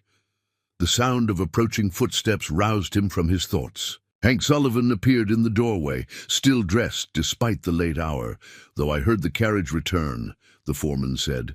"How was the governor's shindig?" "Educational," Jackson replied, "though taxing for Vivian." Hank nodded, understanding. The unspoken concern. She pushes herself too hard, always has. He entered the room fully, closing the door behind him. "Got a message while you were gone. Rider from the Triple C, Garrett Crawford wants to meet with you. Just you, not Vivian." Jackson frowned. "Did he say why?" "Nope, just that it's important. And he'd prefer Mrs. Montgomery didn't know about it." Hank's expression remained neutral. "Said he'll be at Miller's General Store in town tomorrow at noon if you're interested." "What do you make of it?" The foreman considered this. "Crawford's not my favorite person, but he's not one for wasting time on petty games. If he says it's important, it probably is." He shrugged.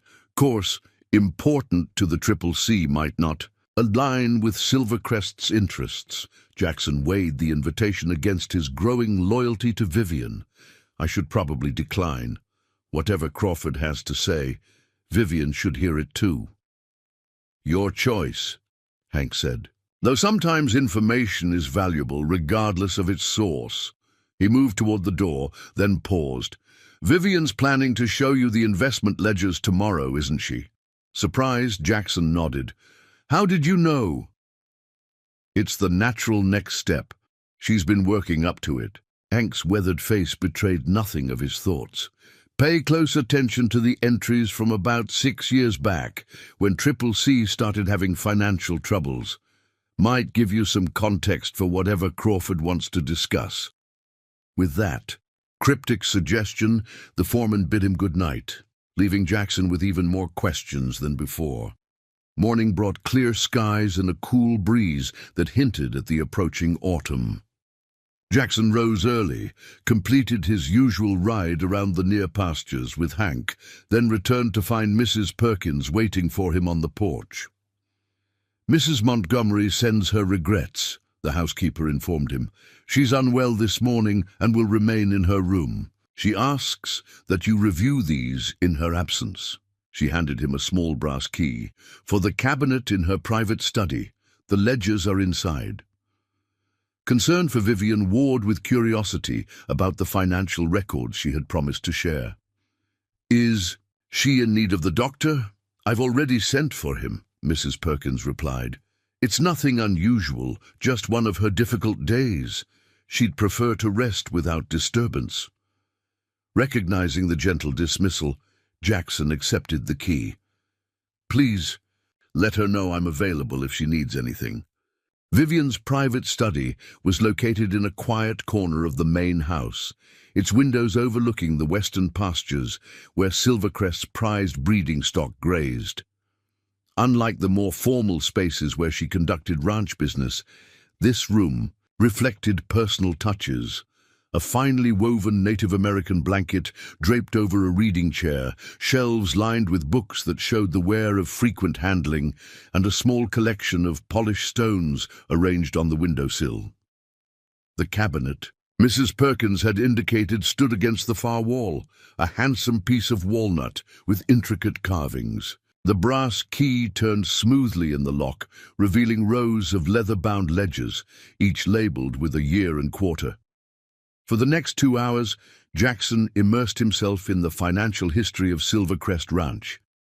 The ledgers revealed far more than cattle transactions and operational expenses. Vivian had built a complex web of investments spanning mining interests, railroad stock, timber rights, and commercial property in growing towns across the territory.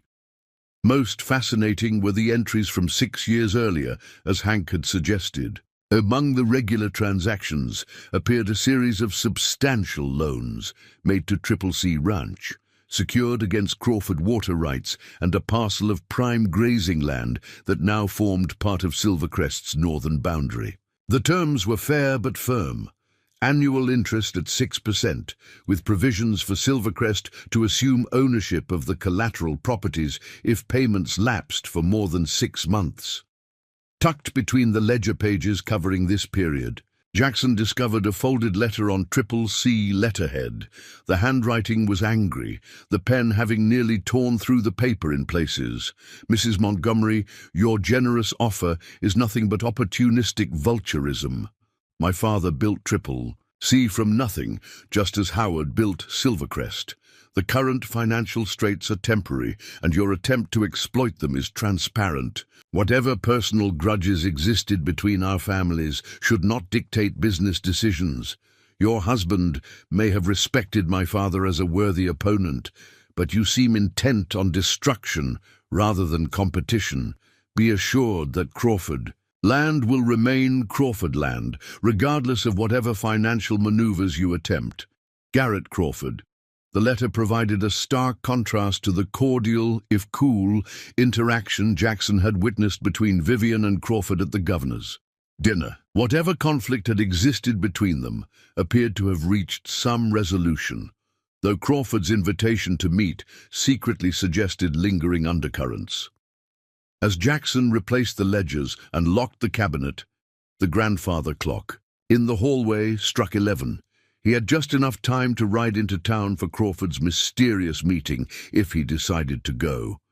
The proper course would be to inform Vivian, but her illness this morning made that impossible without disturbing. The rest she desperately needed. Weighing loyalty against curiosity, Jackson made his decision. He would meet Crawford and listen to what he had to say. After all, knowledge was never harmful in itself, only in how it was used. And perhaps understanding the full complexity of the relationship between Silvercrest and Triple C would help him better protect Vivian's interests in the future. With his mind made up, Jackson headed for the stables, instructing a hand to saddle Penny for the ride to town. Whatever Crawford wished to discuss, Jackson would approach it with caution, aware that his position at Silvercrest was no longer just a matter of financial security, but had evolved into something more complex, a commitment to preserve the legacy Vivian had entrusted to him. And perhaps, though he hardly dared acknowledge it, a desire to ease her final days with the knowledge that her life's work would continue in good hands. Miller's General Store occupied the corner of Copperhead Springs, Main Street, a two-story wooden structure that served as the town's primary supplier of everything from nails to sugar to fabric. As Jackson tied Penny to the hitching post outside, he found himself remembering how different his circumstances had been just 9 days earlier when he'd last walked these streets. A debt-ridden cowboy with no prospects, now returned as Jackson. Montgomery, husband to the wealthiest woman in the territory. The bell above the door jingled as he entered the store. Several patrons glanced up, recognition and curiosity evident in their expressions. Mrs. Miller, a plump woman with kind eyes, emerged from behind the counter. "Mr. Montgomery," she greeted him with a warmth that surprised him. "How lovely to see you. Is there something specific I can help you find today?" "Thank you, Mrs. Miller. I'm actually here to meet Mr. Crawford." "Of course. He's waiting in the back room." She lowered her voice. "There's coffee if you'd like some." Jackson followed her through the store to a small room behind the main floor that appeared to serve as both office and storeroom. Garrett Crawford sat at a table in the center, a ledger open before him and a coffee cup at his elbow. "Montgomery," Crawford acknowledged, closing the ledger. "Wasn't sure you'd come." "Your message suggested urgency," Jackson replied, taking the seat opposite him. "I'm listening." Crawford studied him for a moment. "Coffee?" "Please." As Mrs. Miller poured a cup and set it before Jackson, Crawford waited in silence. Only when the door closed behind her did he speak again. "I'll be direct. How much do you know about Vivian Montgomery's financial dealings over the past decade?" Jackson kept his expression neutral, recalling the ledgers he'd reviewed that morning. "I know she's a shrewd businesswoman who's built Silvercrest into one of the most successful operations in Wyoming." "Shrewd," Crawford repeated with a humorless laugh. "That's one word for it. Ruthless might be another." He leaned forward. 6 years ago, Triple C fell on hard times. Bad investment in a mining operation that went bust, followed by 2 seasons of poor cattle prices. My father was ill, dying, as it turned out, and I was struggling to keep our ranch afloat. "Vivian provided loans," Jackson said evenly. Crawford's eyebrows rose slightly. "So she's shown you that much?" "Yes, she offered financial assistance. What the ledgers won't show is the conversation that accompanied those offers." "Which was?" "She made it clear the loans were just the beginning. Her ultimate goal was to absorb Triple C entirely into Silvercrest." Crawford's jaw tightened. "My father spent 40 years building our ranch. I wasn't about to let it disappear into Montgomery Holdings without a fight." Jackson sipped his coffee, considering this. "Yet you accepted the loans." "We needed the capital," Crawford acknowledged. "And I've repaid every cent with interest, but that's not why I asked you here." He reached into his coat pocket and withdrew a folded document. "This arrived by courier yesterday, from Vivian's lawyers in Cheyenne." Jackson accepted the document, scanning its legal language. It appeared to be notification of Silvercrest's intent to purchase water rights to Cottonwood Creek, which formed part of the boundary between the two ranches. Triple C depends on that water access, Crawford explained. Without it, our southern pastures become nearly worthless during dry seasons. Vivian knows this. Why bring this to me instead of responding directly to her? Crawford sat back, studying Jackson intently. Because I'm not convinced this is Vivian's doing. The timing is suspicious. This kind of aggressive move doesn't align with our recent understanding. He paused. Since her diagnosis, we've reached a certain détente.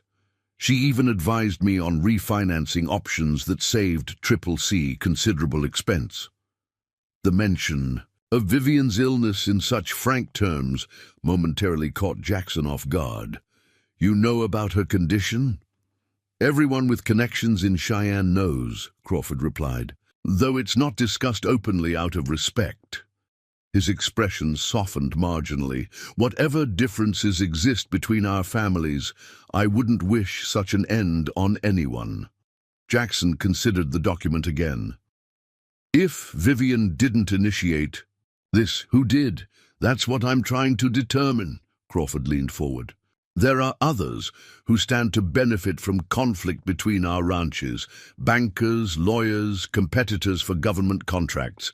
And with Vivian's health declining, some might see an opportunity to manipulate Silvercrest's affairs. You think someone's acting without her knowledge, Jackson concluded, or with limited oversight. Crawford met his gaze directly. Look, Montgomery, I have no love for Silvercrest encroaching on Crawford land, but I respected Howard, and I've come to respect Vivian. Despite our differences. What I don't respect is opportunists taking advantage of her condition to pursue their own agendas. The accusation hung in the air between them, unspoken but clear. Could Jackson himself be one of those opportunists? I'll look into this, Jackson said finally, folding the document and slipping it into his pocket. If there's been a misunderstanding, I'll see it corrected. Crawford's expression remained skeptical. Just like that, you'll intervene against your own potential interests? Silvercrest's interests and Vivian's wishes are what matter to me, Jackson replied firmly. Not my own gain. Something shifted in Crawford's assessment. You're either an excellent actor or not quite the fortune hunter I took you for. I'm neither, Jackson said, rising from his chair. Just a man trying to honor a commitment. As they exited the back room to the main store, Crawford paused. One more thing, Montgomery. There's talk in town about Samuel Taylor. Seems his cabin was broken into last night while he was visiting his sister in Laramie. Nothing valuable was taken, but his papers were disturbed. Jackson felt a chill of unease. Who would do that? Someone looking for information, clearly. Crawford adjusted his hat. I'd keep a close eye on those old records if I were you. History has a way of becoming valuable when futures are uncertain. With that cryptic warning, Crawford nodded farewell and departed, leaving Jackson to consider all he had learned. As he untied Penny for the ride back to Silvercrest, the questions multiplied in his mind. Who had initiated the water rights action against Triple C without consulting Vivian?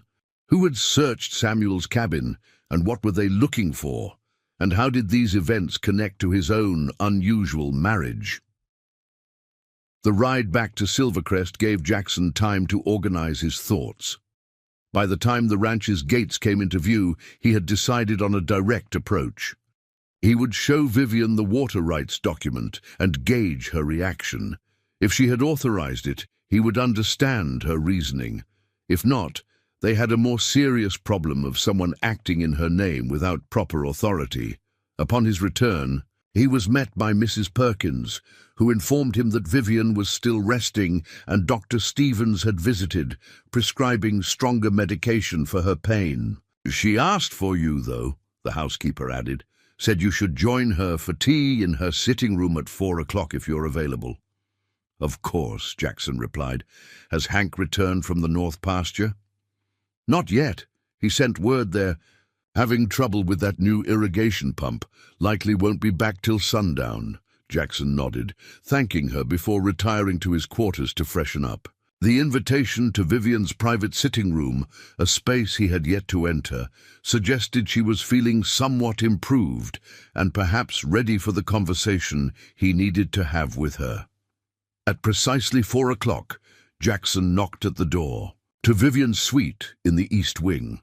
Her soft enter guided him into an elegantly appointed sitting room decorated in shades of blue and silver. Unlike the formal public rooms of Silvercrest, this space felt genuinely personal. Bookshelves filled with well-worn volumes, a writing desk cluttered with correspondence, and several framed photographs he itched to examine more closely. Vivian sat in a comfortable armchair near the window, a lap robe covering her legs despite the mild temperature. She looked pale but composed, her silver hair arranged simply rather than in its usual elegant style. "Jackson," she greeted him. "Thank you for coming. Please sit." He took the chair opposite hers, noting the tea service arranged on the small table between them. "How are you feeling?" "Better than this morning, though that's a low bar to clear," she replied with unexpected candor. "Dr. Stevens has adjusted my medication. It helps with the pain but leaves my thoughts less precise than I prefer." She gestured to the teapot. "Would you pour?" "My hands are not entirely reliable today," Jackson obliged, filling 2 delicate porcelain cups with fragrant tea. As he handed one to Vivian, their fingers brushed briefly, and he was struck by how cold her hands felt despite the warm day. "I understand you reviewed the financial ledgers this morning," she said, after taking a careful sip. "Yes, they were most enlightening." He hesitated, then decided to approach the subject directly. "I also saw the correspondence regarding Triple. See, from 6 years ago." Vivian nodded slowly. "A complicated period. Garrett Crawford is much like his father, proud, stubborn, and occasionally blind to practical realities." A slight smile touched her lips. "We understand each other better now than we did then." The opening seemed perfect. "I happened to see a Crawford in town today," Jackson said, watching her face carefully. "He showed me a document from your lawyers regarding Cottonwood Creek water rights." Surprise flickered across Vivian's features before she could mask it. "Did he? And what did this document propose?" "Silvercrest's purchase of Triple C's access rights to the creek," Jackson replied, reaching into his pocket to retrieve the folded paper. "It appears to have been filed just 3 days ago." Vivian accepted the document, her expression growing increasingly troubled as she scanned its contents. "This was not authorized by me," she said finally, her voice tight with controlled anger. "Nor would I have approved such an action. Garrett and I reached an understanding about Cottonwood Creek last year. This document directly contradicts our agreement." "Crawford suspected as much," Jackson said. "He thought the timing seemed off." "Indeed." Vivian set the paper down with precise movements that betrayed her agitation. "This bears further investigation. Walter Pritchard is my primary attorney in Cheyenne. He would never have proceeded with such a filing without my explicit instruction." She fixed Jackson with a penetrating gaze. "Did Crawford say anything else of note?" Jackson considered whether to mention the break-in at Samuel's cabin, then decided for full disclosure. "Yes. Apparently, someone searched Samuel Taylor's cabin while he was away visiting family. Papers were disturbed, though nothing of value was taken." This news seemed to trouble Vivian even more deeply. She closed her eyes briefly, her hand tightening on the armrest of her chair. "I see. The events may be connected." "Connected how?" Jackson prompted when she didn't elaborate. Vivian seemed to come to a decision. "Jackson, it appears I've been remiss in fully informing you about certain aspects of Silvercrest's situation." She set her teacup down with deliberate care. There are individuals who have long coveted this land and its resources. Howard's family fought to protect it, as have I. Now that my health is failing and a new Montgomery leads Silvercrest, those individuals may see an opportunity to advance old agendas. Who specifically? Jackson asked. The Eastern Wyoming Land and Cattle Company, for one, Vivian replied. A consortium of Eastern investors with political connections in the territorial government. They've tried repeatedly to acquire portions of both Silvercrest and Triple C, particularly the watershed areas. She indicated the document. This legal maneuver bears their hallmarks, creating conflict between neighboring ranches that might lead to forced sales or governmental intervention. And you think they might have searched Samuel's cabin as well? Looking for what? Vivian hesitated. Samuel has been with Silvercrest since before Howard's time. He possesses historical knowledge that could be exploited by the wrong people.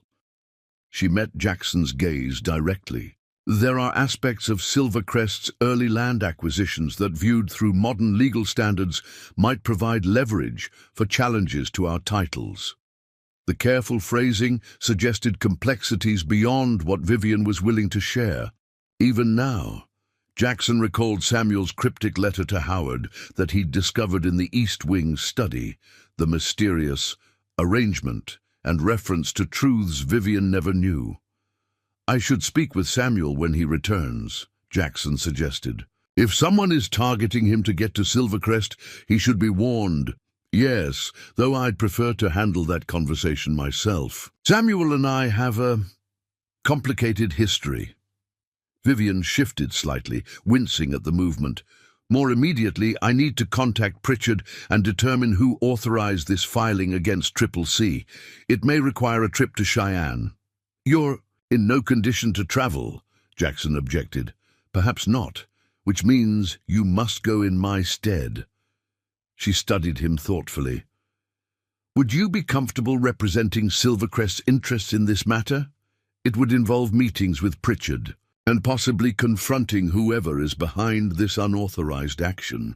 The request represented a significant shift in their relationship, Vivian explicitly asking him to act not just as her husband in name, but as her proxy in business affairs.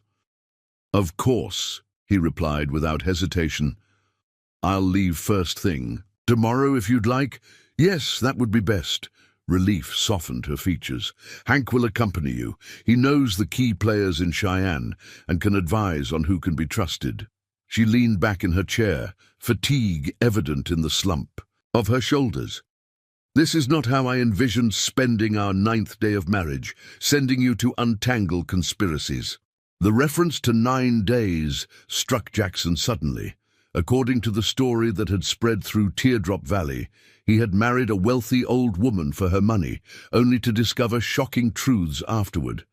The narrative wasn't entirely false, but the reality had proven far more complex than anyone could have imagined. In just over a week, he had gone from destitute cowboy to defender of one of Wyoming's greatest ranches, and somewhere along the way, his motivation had shifted from self-interest to genuine concern for the stern, remarkable woman who had chosen him from all possible candidates to carry on her legacy. Vivian, he said carefully, these people, whoever they are, they're counting on your illness and my inexperience to create vulnerability. They don't know that I... He paused, searching for the right words. That you what, Jackson? She prompted softly. That I've come to care about Silvercrest and its mistress beyond our arrangement, he finished. I won't let them use either of us. Something flickered in Vivian's green eyes. Surprise, perhaps, or a deeper emotion she wasn't prepared to reveal. I believe you, she said finally, which is why I'm entrusting you with this task.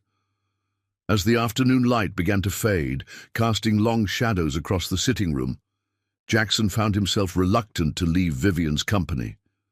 They continued, talking, moving from business concerns to memories of her early days at Silvercrest, when she had arrived as a young bride from Philadelphia, completely unprepared for the challenges of ranch life. Howard expected me to fail, she recalled with a hint of amusement. He'd married me for my family connections back east, never imagining I'd take an interest in the actual running of Silvercrest. I think he was rather shocked when I started, questioning his breeding programs and investment strategies. I can imagine, Jackson smiled. You don't strike me as someone who sits idly by. No, that was never my nature.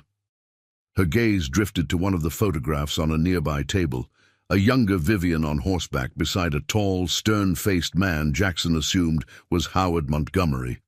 We had our struggles, but eventually formed a partnership neither of us had anticipated. When he died, continuing his work, our work, became my purpose. The quiet admission offered a glimpse into what had driven Vivian to build Silvercrest, into the empire it now was, and perhaps why preserving it mattered so deeply to her. As darkness fell and Mrs. Perkins arrived with Vivian's evening medication, Jackson reluctantly took his leave. At the door, Vivian called his name once more. "Jackson," she said, her voice softer than he'd ever heard it. "Whatever you discover in Cheyenne, come back to Silvercrest, to me." The simple request, delivered without her usual commanding tone, touched something in him he hadn't expected. "I will," he promised. "You have my word." As he walked the long corridor back to his quarters, Jackson found himself reflecting on the strange journey that had brought him to this moment. 9 days ago, he had entered into this marriage as a business transaction, a means of survival, when all other options had vanished. He had expected to play a role, to perform duties in exchange for security. What he hadn't anticipated was how quickly Silvercrest would begin to feel like home, or how the stern, proud woman who had offered him this bargain would awaken in him not just respect, but a fierce protectiveness. Tomorrow he would ride to Cheyenne not as a hired representative, but as Jackson Montgomery, defending what was his by right and choice. Whatever forces were aligning against Silvercrest would soon discover that Vivian hadn't just secured a caretaker. For her legacy, she had found its champion. Up next, you've got 2 more standout stories right on your screen. If this one hits the mark, you won't want to pass these up. Just click and check them out. And don't forget to subscribe and turn on the notification bell so you don't miss any upload from us.